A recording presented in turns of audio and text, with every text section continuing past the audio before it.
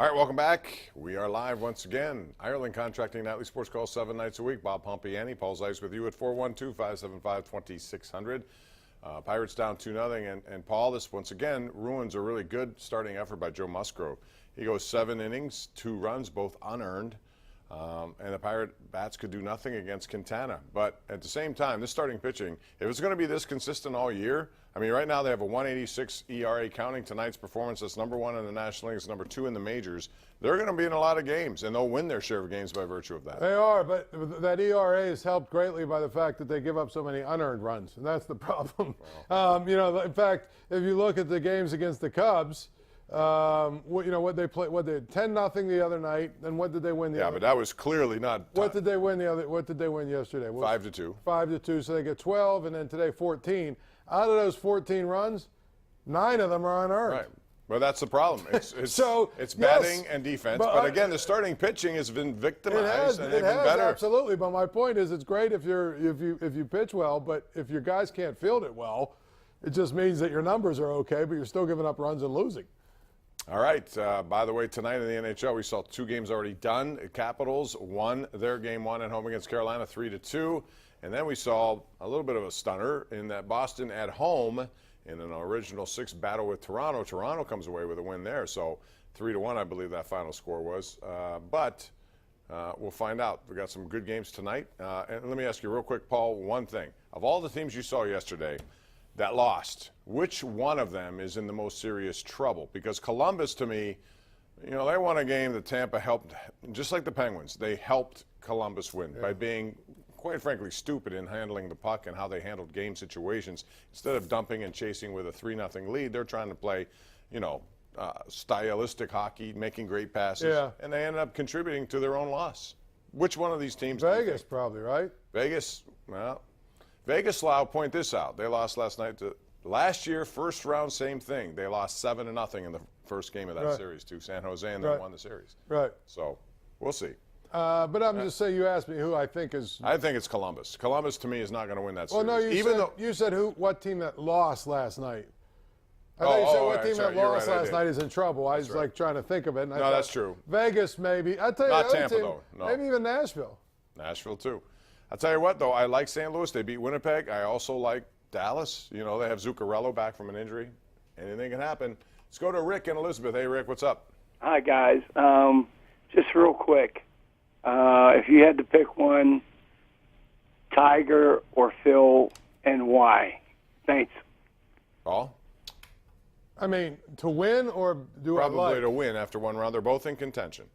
Tiger, I think. Phil has too many meltdowns. I mean, Tiger has proved last year that he can win against the field like this in over 4 periods. Now, if Brooks Koepka plays the way he played today and Bryson DeChambeau play the way they played today, it doesn't matter. But Phil, is going to have the blow up. At some point, he's going to have the, 5 holes in a row where he goes, 6 over or something. And well, he potentially had one of those today. He hit his second shot in 11 into the lake, and I thought, but he still made bogey. He ends up shooting 5 under par. He's one off the lead by Bryson DeChambeau and your man, Brooks Koepka. But, both those guys are playing well. That's nice to see. I think it adds to the drama at the Masters, but there's so many other guys who are involved. There are a lot of guys right in the hunt at 4 under. The guy with, the thing about Brooks Koepka is when he gets off to good starts in these tournaments, he just seems to, it seems to like he plays really well.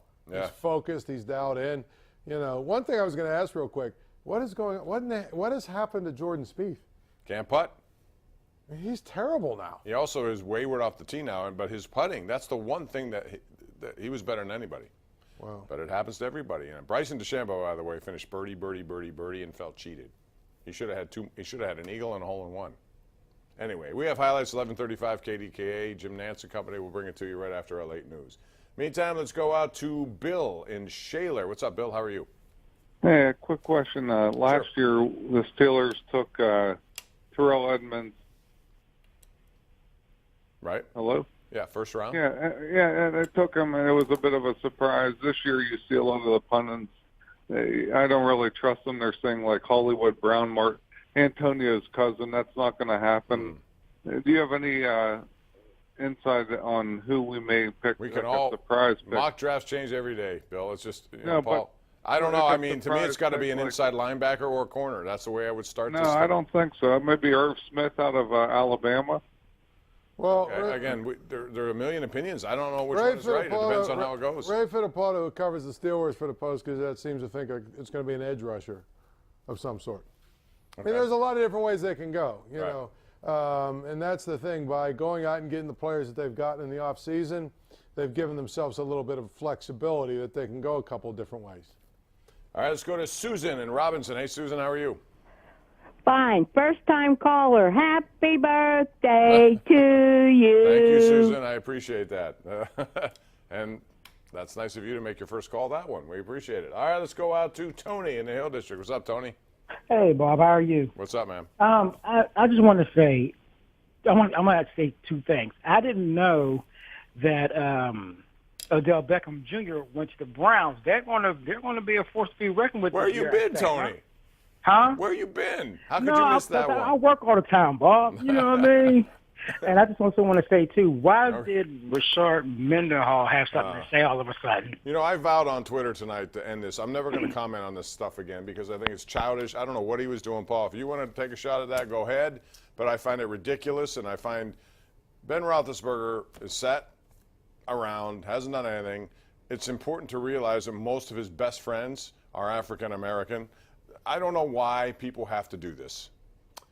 I've done 11 hours of radio this week, and this will be now, what, 4? This is 4 hours of TV, and I'll do 3 more. So I'll do about 15 hours of radio and 4 hours of TV so far this week, and I have not mentioned the name of the guy that wears number 84 or any of the foolishness around him. Good for you. I'm Well, I'm going to take that vow. I'm going to take that vow starting I'm going now. to keep that streak alive. Okay. Let's go to Pete in Squirrel Hill. What's up, Pete? How are you tonight? Hey, guys, how are you tonight? Hi, we're good. Hey, Bob, best of 7 series. This kind game 1. The pivotal game is game 3. But I wanted to ask you, Bob, baseball season is 2 weeks old. As of today, there were 680 home runs hit. Do you think something's going on with the ball? That's a pace to hit like 6,400. What do you think about that? Thank you. Well, my first answer would be bad pitching generally, most of it coming from the bullpen and a lot of teams. I don't know, Paul. To make conclusions early in April, I don't know what to say about that. And the game is, you know, strikeouts and home runs now. Isn't that what it is, pretty much?